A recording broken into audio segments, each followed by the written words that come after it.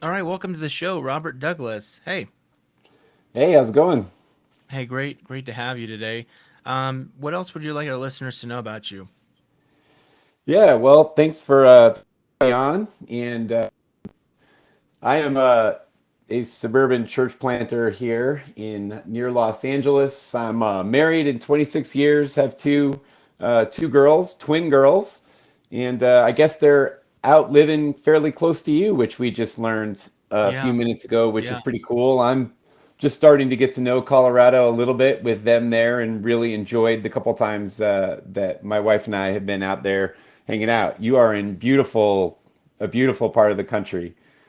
Um, my story, I was born in the Pacific Northwest. As a kid, kind of traveled around a lot. Our family moved around with my dad's jobs, and going into middle school, landed here in kind of the similar community that I'm in right now, just like it's down the road. And mm-hmm, when we moved here, my dad said, "That's it. We're not moving anymore." And hmm, I have to switch jobs to not get moved around. We're staying. And, a long time, many decades later, I'm still around here in this same community. wow, I grew up in a Christian household, kind of mm-hmm, passed down, the faith generationally on my mom's side of the family. Her side of the family was like, I found out when I was older, is kind of with these, Pentecostal Assemblies of God pastors. sure, And yeah, and I'm a Presbyterian, so go hmm, figure. yeah, And that might have something to do with when we moved to California. My mom was, it was really cool. I remember her saying, um, "You and your brother can, help me pick a church." And mm-hmm, so we went to all these churches in the area, and we went to the one that we landed on, and I went to their middle school youth group and crammed all these kids on a carpet, and we all sang whatever we sang and had a great time. And I'm like, Mom, this is the church I want mm-hmm, to go to. And she was smart enough, I think, to say, like, if my kids are actually excited and want to go to church, um, then this is the yeah. church that I'll go to. And it's weird, that's how I think I became a Presbyterian. It's funny. Like, I'm kind of in the process of looking for a church to attend, and my kids are like, want to go to a church just because they serve donuts afterwards. It's like, Yeah, and I'm trying to exactly. fight them on. This is a good church, but donuts doesn't need to be the only reason we attend. Yeah, there are a few other things to look for sure. Yeah. Yeah, and I was one of those people who, like, I had no plans whatsoever of being in ministry. This wasn't really my idea. I wanted to get a PhD in history and teach. So I was a history Oh, yeah. major.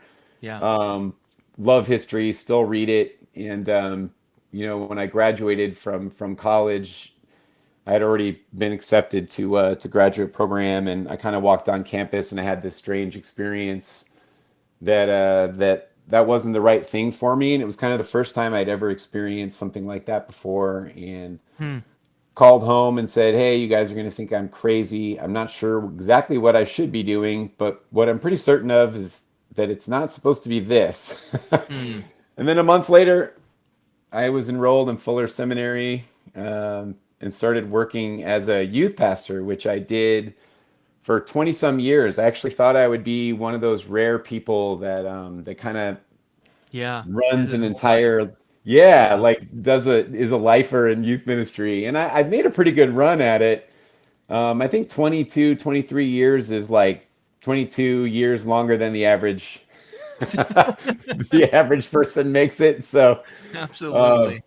yeah, and then kind of what something that I learned was that some of the things that I had been doing for years in youth ministry translated pretty well into the church planting world, and Hmm. met Nick Warnes, whom I believe you might have had on your show recently, the executive director at Cyclical Yeah. Yeah. Incorporated, and He he should. was, His episode should air before yours, hopefully.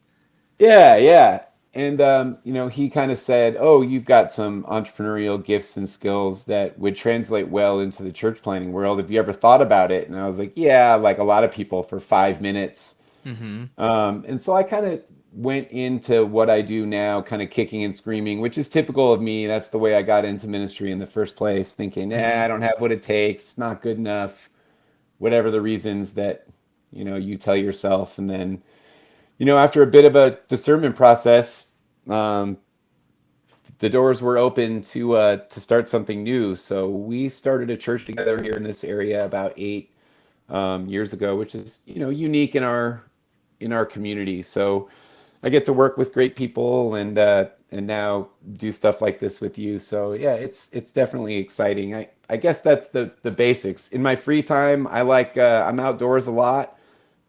Surf and hike and mountain bike and kayak and backpack. Anything I can do outside when I get the chance is stuff I like to do on my free time. Awesome. Well, if you're ever back in this part of the world, like, uh, you'll have to see rent a mountain bike, and maybe we'll see if we can get out. I Oh love the mountain yeah. bike. Um, I don't know how adventurous you are.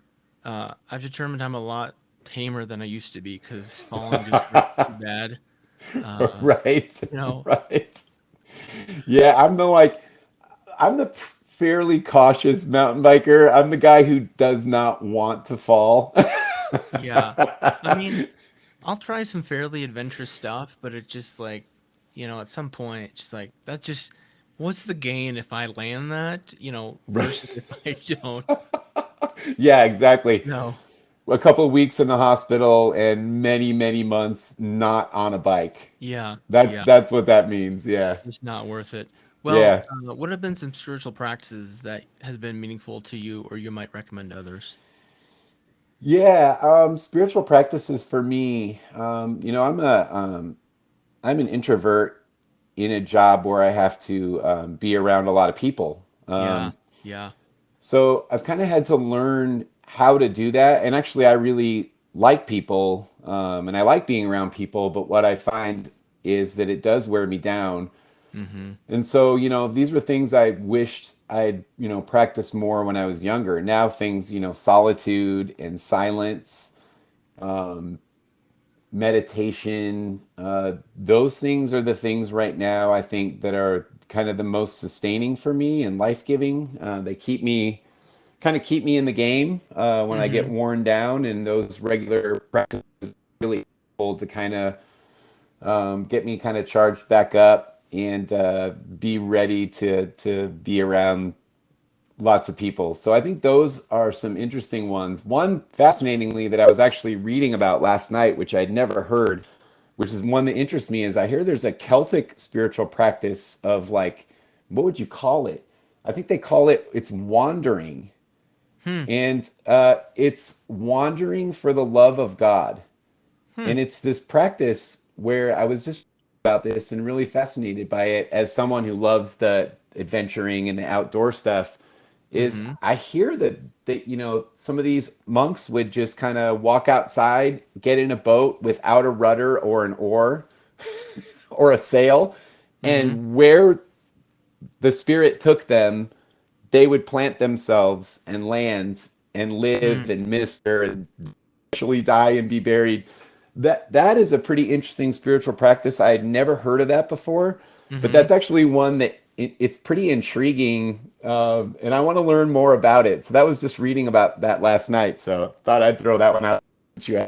Yeah, that sounds like a introvert thing too. Just to wander Totally. here. Get in a You boat know, and go. yeah. It's interesting that I think the from an outsider perspective, most people think that all pastors are extroverts. Yet, I Right. imagine you probably heard this. There's a huge percentage of introverts as pastors.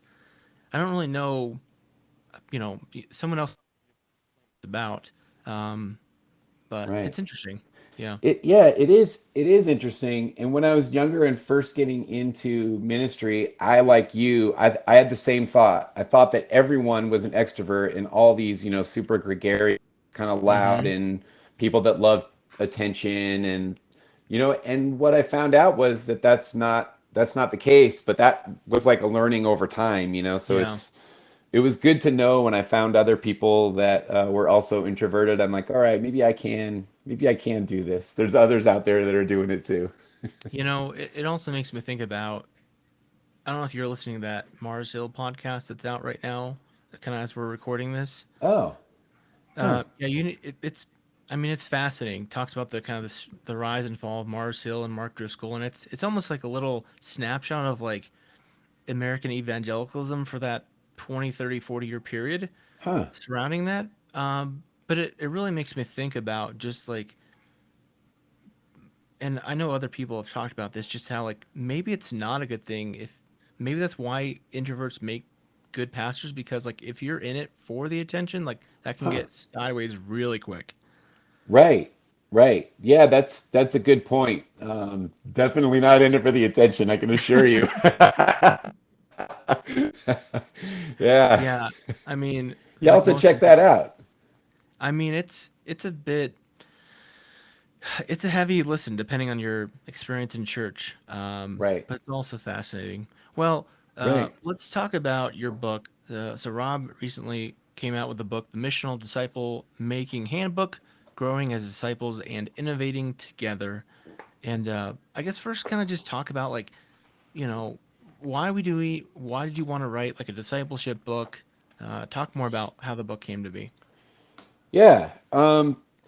Well, the truth is, I didn't set out to write the book at all. Hmm. It started out as kind of a local project with our. So I'm a Presbyterian USA Mm-hmm. pastor, and our local middle judicatory had gone through. It's gone through some rougher times and declining numbers, and a lot of stuff that Yeah. probably your listeners would all be able to understand and relate to. And they kind of hired a consultant, which is pretty typical, to kind of come in and say, hey, here's some things you all need to focus on. Mm-hmm. And one of those things that the consultant Bob Logan said was, you guys have to start focusing on like disciple making, disciples making disciples. If you don't, Yeah. you may not be here in another 50 years or Yeah. whatever.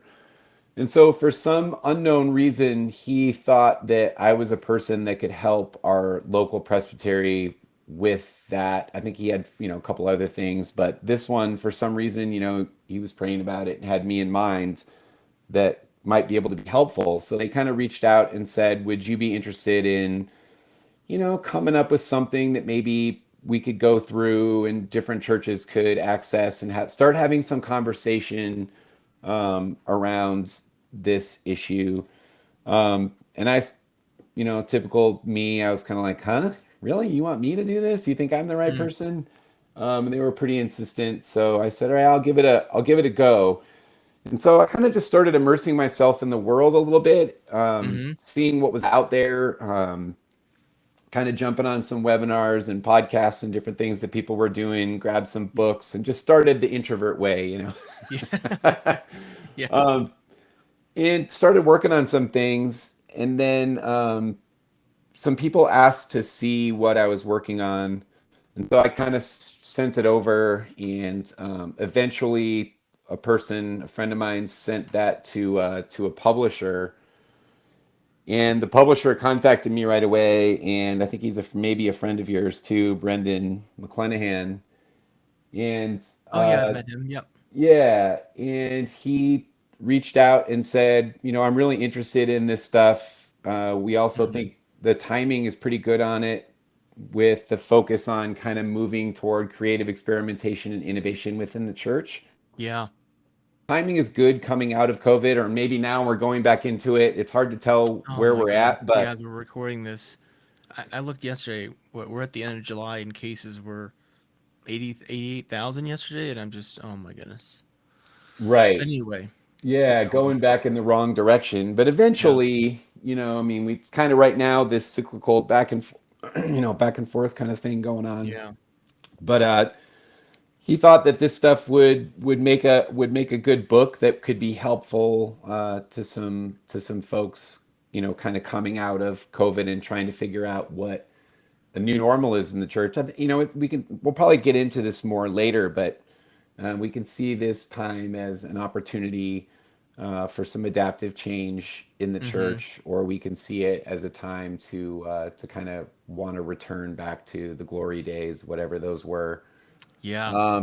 And obviously, you can see probably by my slight sarcasm that I'd like to see us, move into Yeah. some new innovative things in the life of the church. So that's how the book came to be. Kind of had to transition it from a more local thing to a book, Mm-hmm. which was a little bit of work and a lot of fun to work on.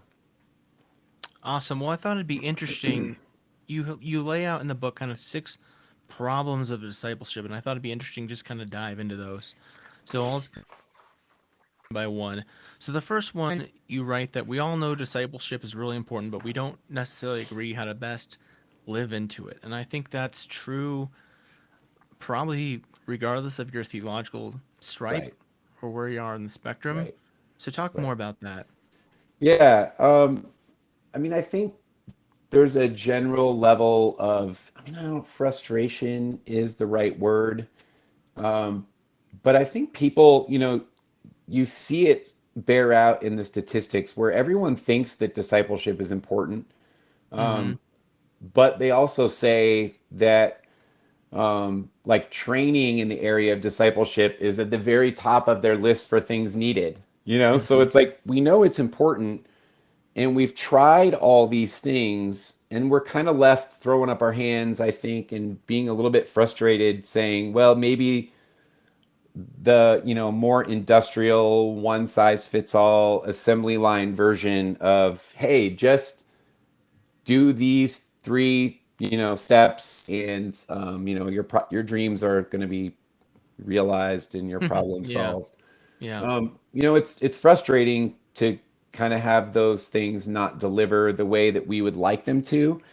And so it's kind of this look at, a more industrial, individualistic, and programmatic approach to discipleship, and Mm-hmm. saying maybe there's something different we can do, and kind of push back a little bit and kind of broaden it out, to try to find something a little bit more. So, I think in frustration, what happens is people just stop trying.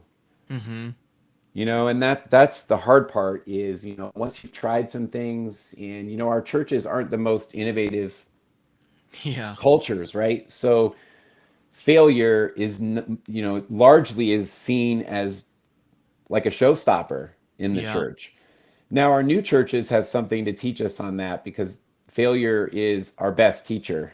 Amen to that. Yeah. Yeah, and our new church, as in, new churches, we know we're going to fail, largely Yep. fail Yep. more than we succeed, and we learn Yep. from those things and we try again.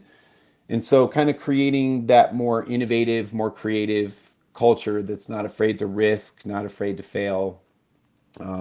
Those things are really important. And then, of course, you've got what do we do now? People don't necessarily really want to come to church. Like, you start Mm-hmm. talking to your friends in the community, Yep. there's not a big desire to jump in, at least at my church. I mean, I don't want to speak for No. everybody's. Yeah. I mean, I talked to a lot of pastors, and that's the challenge that I think, you know, especially after Right, COVID or, as we right. said, still in the midst of COVID. Yeah, right. I mean, I think the numbers that I'm hearing, if I'm right, I think it's like 30% of folks kind of walked away from their church during COVID. And Yeah. that's pretty good, pretty good chunk of people. But it seems like it's almost was an excuse. Like, they must have been kind of right there on the kind of precipice, and this gave them an excuse to develop new rhythms. Mm-hmm. And we have to ask tough questions, really ask them, and ask them of the people that are that are leaving, like, what's going on? Why did you leave? And talk about those kind of things. So for lots of reasons, we thought this stuff was important, and kind of setting some new frames for innovation in the church and experimentation was pretty important, because those kind of more industrial protocols that we Mm-hmm. talk about a little bit more in the book, they're not maybe working with the degree of success that we might hope they would. Yeah. So you're right that obviously the word discipleship doesn't exist in the Bible, and obviously I think depending on your perspective. Some people can make that a big deal.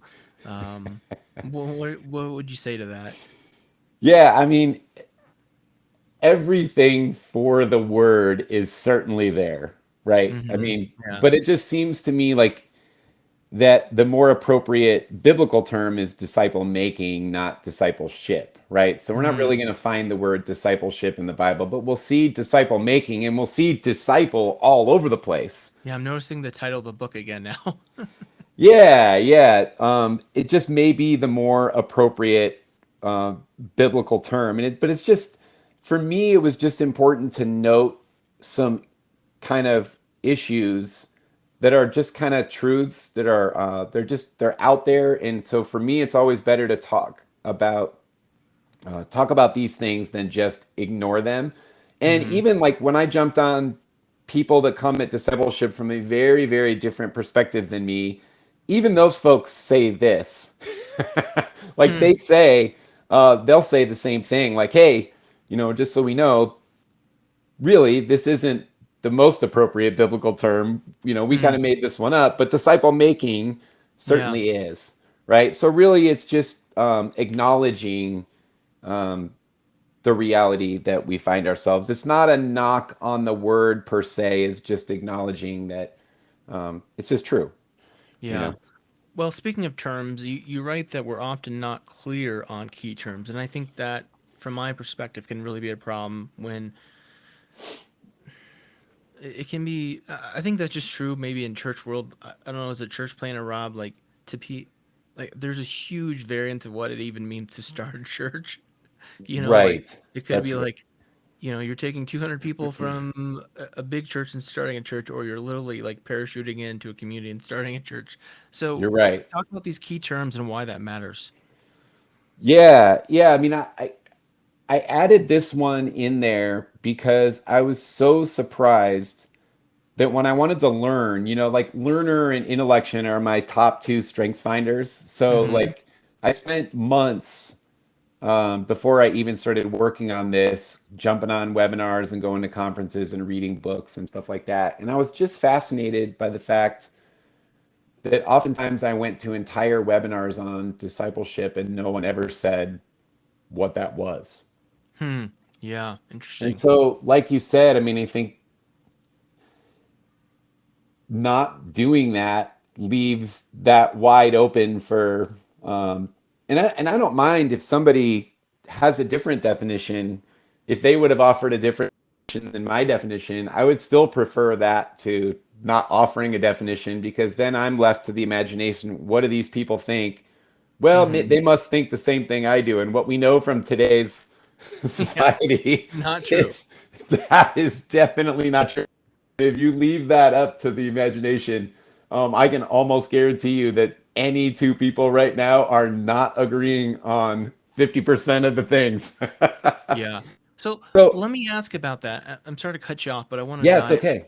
drill into this point. But I can see that being a challenge, or I often see that being a challenge in more progressive spaces, Mm, progressive Christian spaces, where um, I don't know how to say this. Like there tends to be so much discussion about how to actually define key terms. Like I'll use this joke, and I don't know if it's fair or not, but I say like yeah, I grew up Independent Baptist, and when we would say when I let's go share the gospel, like everybody knew what that meant. On board, we're going out to share the gospel. In mainline context, which I often find myself in, if we would say like let's go share the gospel, like people like we want to have like 20 meetings about what the word gospel meant. that's right. So obviously I think there's an importance to both of those perspectives. So how do we balance? Yeah, I think that's a really good point, and I do think you're right on the more progressive leaning side of the church. We can certainly quibble and talk. We talk way more about this stuff. Hmm. And I do think that the reason for that is because it does matter and Hmm. it means something. Yeah. And, we can no longer assume that the culture around us, outside of our church would have any understanding. of the language that Christian insiders would use, right? Yeah. So if you said go share the gospel, or we're talking about anything of the biblical narrative, now we have to make the assumption that the person we're talking to does not know and does not understand Yeah. that. And so it's another reason that makes the actual work in just being clear even more important, because not only is it important to the group of people who wants to go, say, share the gospel in the Mm-hmm. example that you used, it's also very important how that lands outside of the church in the larger community. It matters to the people that we feel like we may be called to reach. So I guess what I would say is that we would want to do that, like a lot of work, we would want to do that locally in our own individual context with our faith communities, right? So I think if our faith communities are clear about it and everyone can at least offer and be on the same page with, yeah, here's what it means for our church to share the gospel. And they can talk like that with folks from within their church context and Mm-hmm. in their community context. I think that's a big win, as opposed to just not defining it and then, Yeah. sending people out, and who knows what people are doing. They're all doing different things Mm-hmm. because they're not clear on. So, I do think that the words matter. I mean, I remember right when we were kids and that sticks and stones may break my bones, but words Yeah. will never hurt me. And then you Yeah. grow up and you're like, well, that's just not true. Yeah. Words do hurt. So we want to be clear, just as clear as we can, about those kind of things. So that's why I wanted to just bring that up and say, well, we probably ought to talk about what these things mean, because as we've talked about, they do typically mean different things to different people. So we can at least say, hey, this is what this means to me, Mm-hmm. or this is what this means in our church context, and then we have something to discuss where we're kind of on the same page. Yeah. I think it kind of fits into another point you make here. And you said words matter. You're concerned about how it lands. I've noticed, especially of late on Twitter, I don't know about who you follow on Twitter, but discipleship, anything about kind of sharing the message of Jesus in some contexts is really frowned upon. Obviously, you're right, that in some contexts, discipleship is a dirty word. I think this can, talk more about that and how we navigate that. Yeah, to me, this one probably needs a whole book at some point. Yeah, you're Um, not wrong. Yeah. and I've actually thought more about it. In this book, I really there's very little to do other than to note it.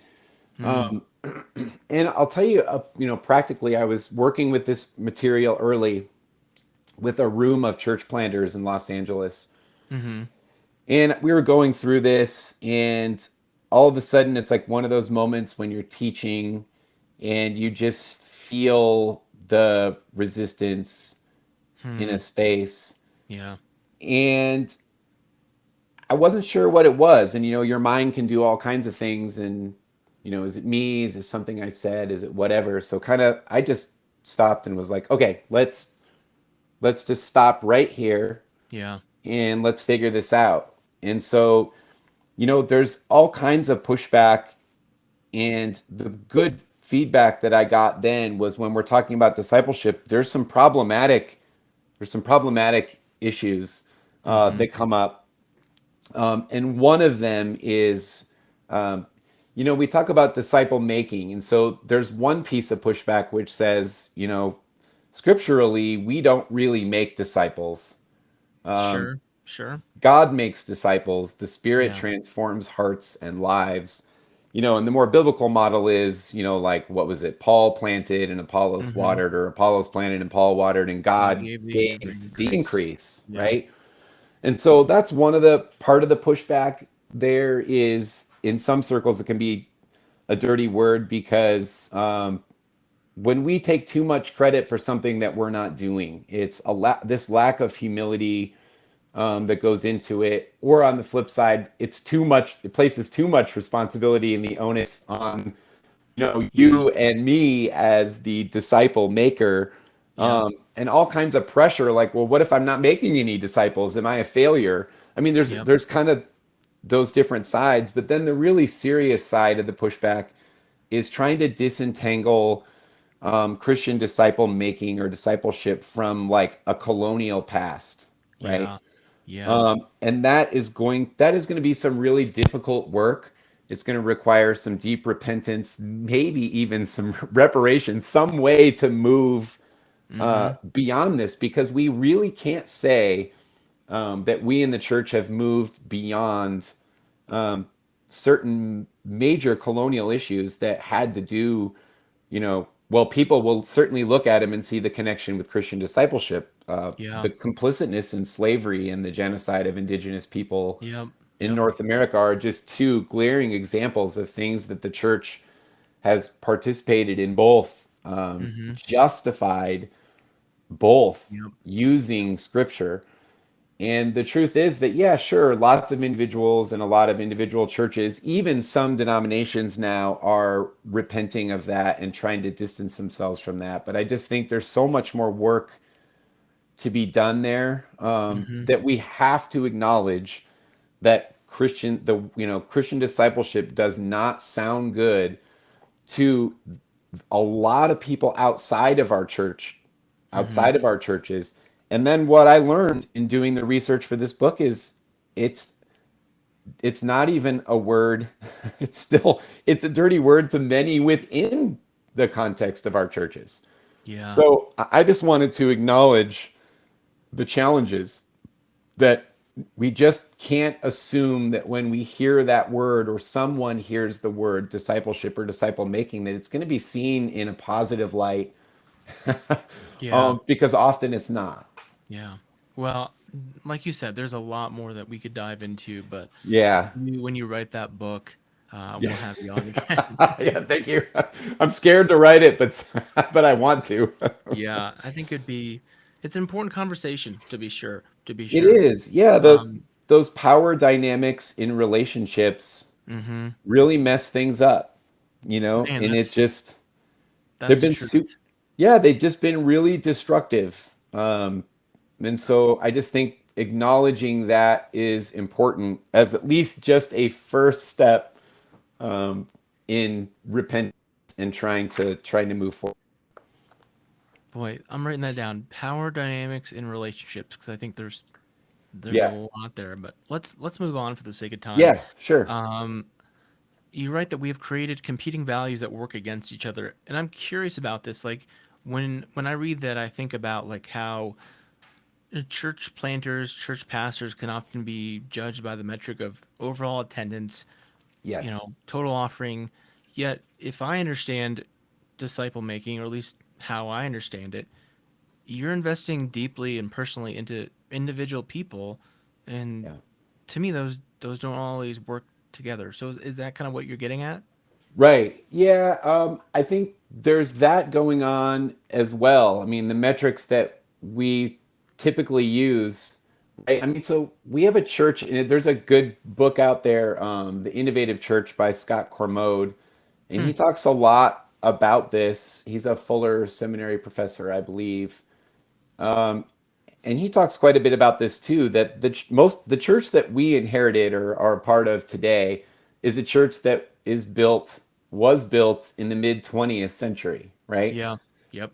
We no longer live in that time, and we could spend a lot of time talking about a previous more Christendom oriented Mm-hmm. church versus today living in an increasingly post-Christian world where we just no longer can make the assumption that our neighbors and the people we meet are Christians. We should Mm-hmm. probably make the opposite assumption that they're not. Yeah. And then so we use those old metrics, whatever it is, the butts, bucks, and whatever I was to, trying to remember that this week. What's yeah, the what's bug the thingy? what's the third one? There's a third one. Yeah. um, so we're not using the right measurements. And so better measurements for people, like, especially we talk about this a lot in the new church world, are their narratives, their stories. Yeah. Yeah. So transformative stories, although they don't make the bean counter types happy. I No. realize that because No. every church has them, and the fact is we need them. We need the bean counter types. Like I've needed them as a church planner. Um, but convince people that hey, it's transformative narratives. It's God changing someone's heart, and you see that transformation in their lives. Yeah. These are better metrics for a lot of the things that we want to talk about. So then the other thing is, looking at this one, the creating competing values, is we kind of have these, I think, what did I put it? The Matthew 25 and Matthew 28 churches, the more progressive Yeah. Yeah. leaning Matthew Yeah. 25 churches that, hey, they want to go give a cold drink of water to someone who's thirsty. And the Matthew 28 are like, hey, man, just go share the gospel and evangelize. Mm-hmm. And the thing is now, so we've created this, again, it's another, you and I kind of started talking about it earlier in just the massive differences and divisions between us today Mm-hmm. in the broader culture, and we're seeing the same thing in the church. See it between, are you a Matthew 25 or a Matthew 28 church? Well, Yeah. we're supposed to be both Yeah. a Matthew 25 and a Matthew 28 churches, but yet we pit them against each other. And I think that one of the many things that does is it does not put forth a unified witness for sure. And I think Mm-hmm. that's really too bad, pitting kind of social justice over against discipleship or evangelism or Mm-hmm. whatever word you want to pick. That comes at a cost. And so I just wanted to, kind of point that out here in that first chapter that, we've got to work, strive to heal that divide, and all of our divides, right? Being Yeah. given this ministry of reconciliation. I think it's something that we don't do very well. We're given this ministry of reconciliation by God, and yet we don't want the mantle. Like we don't want to accept that. And Yeah. I do think that we need to talk about this kind of stuff, because it's a false dichotomy, and it's really not. We don't need to. We definitely should not have done that, and need to kind of work on figuring it out. Yeah, I think that's a helpful, at least for me, it was a helpful imagery of the Matthew 25. That's to give a cup of cold water, right? Am I thinking that right? Yeah, yeah, you're And then versus Matthew 28, go there. I remember and in the King James version, go ye therefore and make disciples of all nations or whatever. right, Yeah. right, Um, yeah, Let me ask this too. You write that the church has overemphasized the Sunday worship gathering, thus rendering discipleship optional. And I think I don't know about you, but for me, in my experiences of pastoring, like this is one of the hardest things I think to overcome because folks can kind of, they can do their church on Sunday morning and be like, hey, I'm good. I've done right. it. That's right. And it's almost like, I don't know, like I think you'd say it's like we're reaping the church in America at large is kind of reaping the consequences of its own behavior, right? Right. Right. Yeah, it's what we were talking about just a moment ago with the different metrics, right? Yeah. So Yeah. here you kind of get into that a little bit more. If my commitment as a disciple of Jesus is to attend, a Sunday worship service, I'm not one of those. I don't want to devalue the Sunday worship Yeah. gathering, because what I found, especially in the community, in the context that I'm in here, this is still really important. In other contexts, it's maybe not as important as it is in mine, but it's still very important here where I am. So it's not a devaluing of that. It's just saying that, you know, worship is not the only way that a Christian is, equipped and formed to follow in the way of Jesus. It is one important way of doing that. But unfortunately, I think what we've done is, I think a lot of people just believe and think that, well, that disciple making piece, oh, that's for our pastors or our elders or deacons or kind of Yeah. the Yep. professional Christian or Yep. the leader. Yep. And so what is expected of me is to show up and to contribute to the offering. Yeah. You Sing a know, little bit, maybe. yeah, kick in, maybe show up at join a small group or something like that. And there's nothing wrong with those things. It's not a Hmm. knock on those things. It's, are there other ways that we're formed, and is that really, like, the biblical view of what a disciple is? And certainly that falls well short. We know that. And so how do we kind of move people, one, outside themselves, but Hmm. two, Yeah. our institutions outside of their physical buildings and their addresses, and back out into their local communities to do that kind of work. So yeah, that was kind of some of the stuff I was thinking about in that one. Good. We're running a little long on time here, but I do want Yeah, to yeah, like throw one more on if you can yeah, handle it. yeah. Through- We'll find out. Throughout all this, I keep thinking like the biggest challenge like that I think about for me personally and my like family situation is just the realities of like time. Like my Hmm. wife works nights. She's a ER nurse. Um, you know, I think that like when we think about families, like a lot of folks these days have to work two jobs just because of the realities of the economic situations that they find themselves in. Like I feel like the time folks have available, the kind of marginal free time is just less Hmm. and less. Hmm. What I mean, what's your how have you navigated that? Like, what has been your approach? Um, yeah, I'm just curious on that.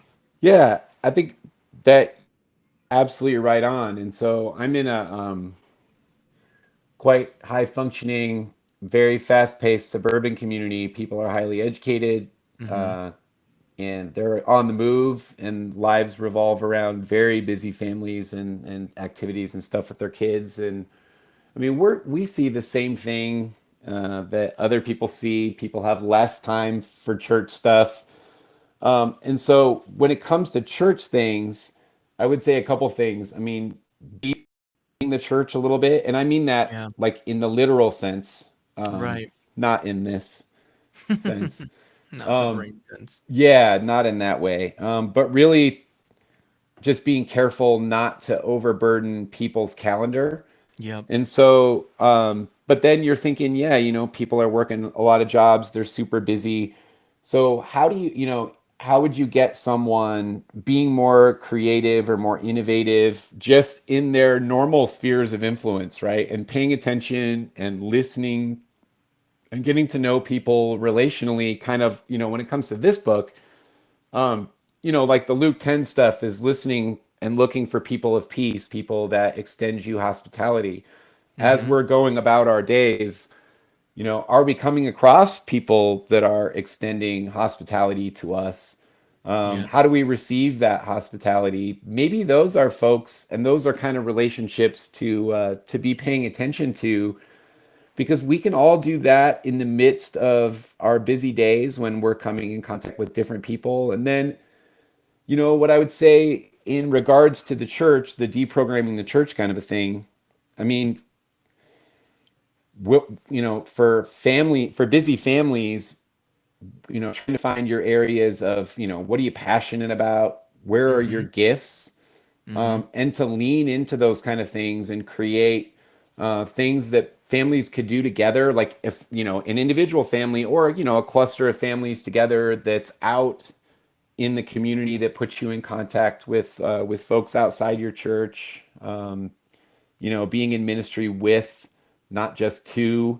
Mm-hmm. Um, so I think thinking along those lines would be as beneficial. A couple quick things that you could do, one individually and one collectively, is, kind of change the style of programming a little bit more to be about making sure that you're getting outside Mm-hmm. the church's physical address and building and connected in ministry with others outside the church and the community. I mean, I think those are hugely important things, because we talk about at the beginning more individualistic, industrial, Mm-hmm. programmatic approach to disciple making. This does something a little bit different. And when we go on mission together, we are formed in the way of Jesus, and that is, certainly one way that we're formed in a very important way, in a way that I found in kind of my research was maybe undervalued. Not everybody talks about that, and kind of being more experimental and creating those innovative experiments within your community, and just being willing to try new stuff. Yeah. But overburdening people is tough. So I hear you on that one, and I think it's real important that we not do that. I'm also thinking of I had him on the pod earlier. You might know him, Tim Morey.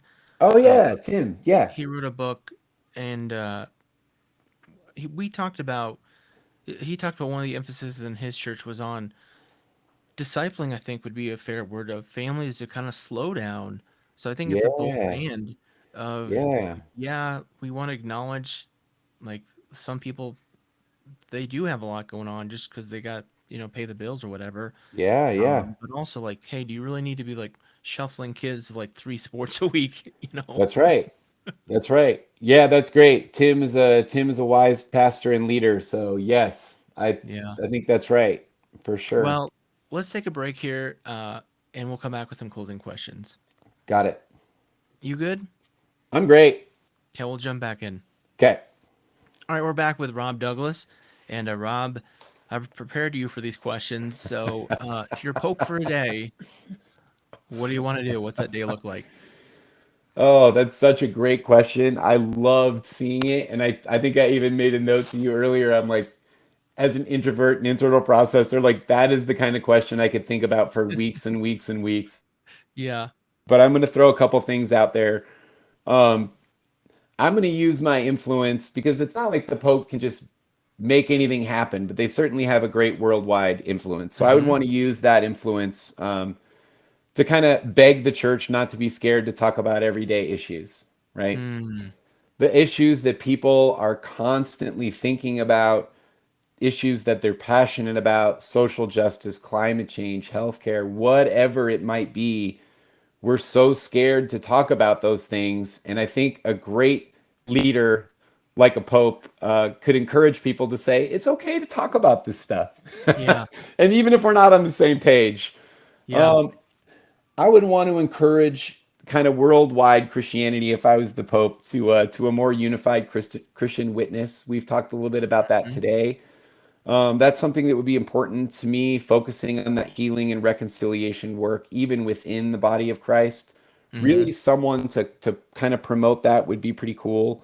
And maybe one more to encourage the church to adapt, to innovate, to change for the sake of reaching out to our communities with the good news of God's love in Jesus Christ. I think that's critical because um, we in the church largely think that it's someone else that has to adapt and change to us. Mm-hmm. Mm-hmm. In fact, Yeah. we're the ones called that need to adapt. We're the ones working with outdated modes in our Yeah. institutions.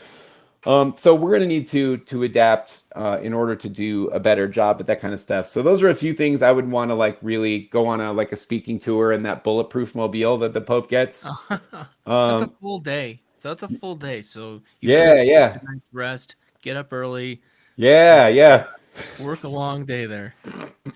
Okay, I want to ask you this then, as I'll say, maybe a lay historian, who's yeah. who's a Christian figure or uh, historical figure you might want to meet or bring back to life? Yeah, I'm probably gonna surprise you on this one. This is an easy one for me. Fyodor Dostoevsky, the Oh, Russian sure. literary Yeah. writer who Yeah. was a Christian. Mm-hmm. Um, but I've always wanted to know more. Like, what kind of Christian was he? And I can see things in his writing, but his writing is so complex. Mm-hmm. I think he wrote maybe two of his books are probably my two top favorite books of all time. So he's an easy choice for me. I would love to like sit down and have a beer with that guy Mm-hmm. and talk. So fascinating. But I'll bet that was a unique one for you. You probably didn't see that one coming. No, no. I mean, his Crime and Punishment, like Yeah. his. I mean, I don't need to dwell too much, but like I could feel the weight of whatever that character's name Yes. was, like the guilt and shame Yeah. that he was like. You can just feel it in Yeah. yourself as you're reading that book. It's the writing Yeah. and storytelling is so good. Yeah. Here Incredible book. again, what do you think history will remember from our current time and place? Oh gosh, another excellent question. I'm going to go with a negative and a positive. The negative is going Yeah. to be just this incredible polarization of our current time and place Mm-hmm. is going to be remembered. It's going to be written about. I mean, when we can't even agree on some basic facts, Mm-hmm. uh, we know that there's a real significant divide, and we're going to see that in the history books. That's going to reflect poorly on our time and place. Positively, I think what's going to make the history books is they're going to remember the rise of social justice movements like Black Lives Matter. They're going to remember the voices that sounded the alarm on climate change. Mm-hmm. And what I'm hoping for the church is that there's at least a footnote in history um, for the rising tide of Christians that are waking up to social justice issues and Hmm. joining in and kind of what I was talking about earlier in not being afraid to talk about the things that matter to people and Mm-hmm. participate in those things as people of faith and as followers of Jesus. So that's what I'm hoping there's a footnote in there for the church in the history books.